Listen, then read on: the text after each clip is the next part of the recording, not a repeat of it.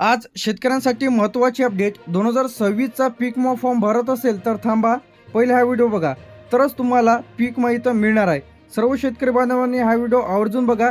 जे कोणी पीक विमा फॉर्म भरत असेल तर हे चुका करू नका, अन्यथा तुमचा फॉर्म इथं रिजेक्ट होणार आहे. यामध्ये कोण पात्र राहणार आहे, कोणकोणते कागदपत्र अपलोड करायचे आहे, नवीन नियम काय आलेले आहे, फॉर्म कसा भरायचा आहे, याचप्रमाणे 2026साठी जर तुम्हाला पीक विमा पाहिजे असेल तर हा व्हिडिओ तुम्ही शेवटपर्यंत बघा. तर आता सर्वप्रथम यामध्ये तुम्हाला जे काही कागदपत्र इथं लागणार आहे, यामध्ये सर्वप्रथम तुम्हाला आधार कार्ड 7/12/8 जे काही तुम्हाला अपलोड करायचं आहे. याचप्रमाणे बँकेचं पासबुक, मोबाईल नंबर, पीक पेरणी पत्र म्हणजे पीक पेरा तुम्हाला व्यवस्थित अपलोड करायचे आहे, फोटो, ई पीक पाहणी करायची आहे आणि जमीन भाडे करारनामा. आता जर तुम्ही दुसऱ्याची शेती करत असाल, भाडे करारनामा केलेला असेल तर तो तुम्हाला पीक विमा फॉर्म भरताना अपलोड करायचा आहे. तर आता 2026चे जे काही लेटेस्ट जे काही नियम, त्याचप्रमाणे बँक खाते आधारशी लिंक असणे आवश्यक आहे, तरच तुम्हाला तुमच्या खात्यामध्ये पीक विमा इथं जमा केला जाईल. ई पीक पाहणी पूर्ण बंधनकारक केलेली आहे. जर तुम्ही ई पीक पाहणी केलेली नाही तर तुम्हाला पीक विम्याचा भरपाईचा 1 रुपया तुम्हाला इथं मिळणार नाही. याचप्रमाणे पीक पेरणी माहिती अचूक भरायची आहे.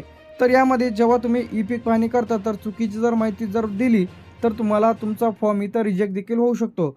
आता मोबाईल नंबर चालू असणे आवश्यक आहे. चुकीची माहिती दिल्यास तुमचा क्लेम इथं रिजेक्ट देखील होऊ शकतो. तर अर्जाची रिसिप्ट तुम्ही जपून ठेवायची आहे. काही भागांमध्ये ई पीक पाहणीची जे काही स्टेटस आहे, ई पीक पाहणीच्याद्वारेच इथं पीक विमा इथं मिळत आहे. चुकीचा जर सर्वे नंबर टाकला, बँक खाते दुसऱ्याचे जर वापरले, नाव आधार नंबर मिसमॅच जर झालं तर तुमचा फॉर्म इथं डायरेक्ट रिजेक्ट. तर आता यामध्ये फॉर्म भरताना कोणत्या चुका करायच्या नाही. सर्वप्रथम यामध्ये ते चुकीचे पीक निवडू नका. यामध्ये तुमच्या शेतामधील जे पीक आहे तेच तुम्ही ई पीक पाहणी त्याची करायची आहे. आता बरेच शेतकरी हळदीचं टाकतात, त्याचप्रमाणे कापूस टाकतात, परंतु त्यांच्या शेतामध्ये कापूस नसतेच. तर चुकीची जर तुम्ही पीक निवड केली तर तुम्हाला पीक विमा इथं मिळण्यास अडचण जाऊ शकते, क्लेम रिजेक्ट होऊ शकतो.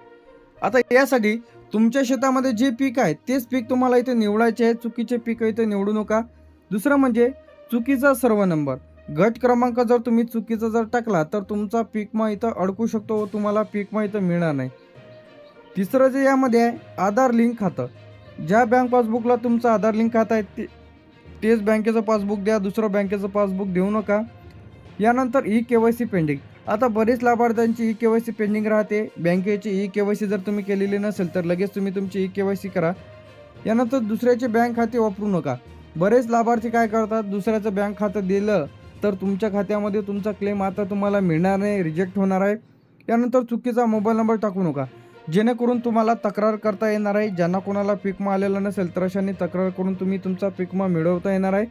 डॉक्युमेंट्स ब्लर अपलोड करू नका.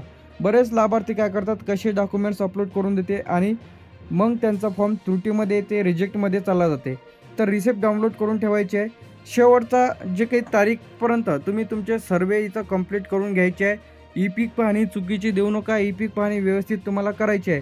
आता क्लेम रिजेक्ट झाला तर तुम्हाला काय करायचं आहे, सर्वप्रथम तुम्ही CC सेंटरवरती जाऊन तपासू शकता किंवा पीक विम्याच्या ऑफिशियल पेजवरती जाऊन चेक करू शकता की तुमचा क्लेम रिजेक्ट झाला का. ई पीक पाहणी करा, बँक खाते आधारशी लिंक आहे की नाही तपासा, पीक माहिती सुधारा. याचप्रमाणे पीक विमा कंपनीला लेखी अर्ज द्या. याचप्रमाणे आता पीक विमा फॉर्म भरताना तुमच्याकडे फार्मर ID असणे आवश्यक आहे. जर तुम्ही तुमची फार्मर ID नसेल तर तुम्हाला पीक विमा फॉर्म भरण्यास अडचण जाऊ शकते.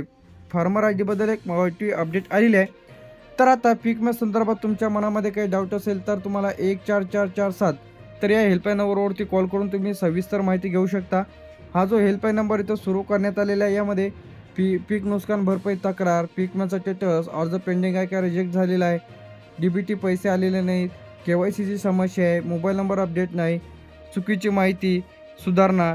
तर यासाठी तुम्ही 14447 तर यावरती कॉल करून हे जे माहिती आहे ती तुम्ही इथून दुरुस्ती करू शकता.